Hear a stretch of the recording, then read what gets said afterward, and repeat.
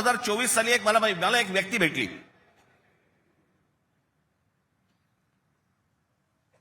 लोकसभेच्या निवडणुका झाल्यानंतरची गोष्ट सांगतोय.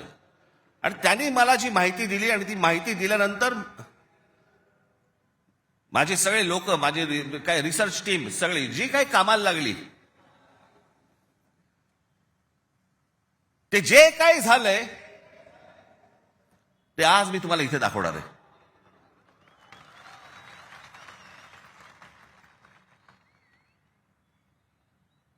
आणि मला असं वाटतं की मी आज जे दाखवणार आहे याच्यानंतर जर समजा आपल्याला भीती नाही वाटली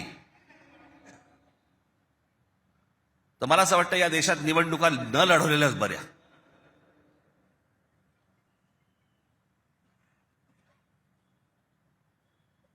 म्हणजे आता साधी गोष्ट, फक्त तुम्हाला 2014 नरेंद्र मोदी पंतप्रधान झाले त्या वेळेला, हे मला आता 24च्या नंतर आता हे पुढे सगळं समजायला लागलं. या गेल्या वर्षी 24 नंतर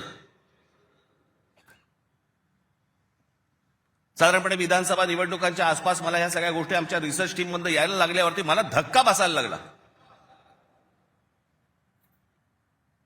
कारण आपण असे बघतच नाही कधी, आपण डोळे झाक करत बसतो आणि नक्की काय खणलं जात आहे आपल्या खालून आणि आपल्याला माहितीच नाही. याचं कारण अनेक हिंदी, इंग्रजी टेलिव्हिजन चॅनल सगळं ब्लॉक करून टाकलंय. कोणी काय तुम्हाला दाखवणार पण नाही. दाखवलं की वरनं फोन येतो, वरनं दट्ट्या येतो, जाहिराती बंद करून टाकू. मी आता फक्त एक पहिला मॅप मी तुम्हाला भारताचा दाखवतो, 2014चा. दाखवा रे.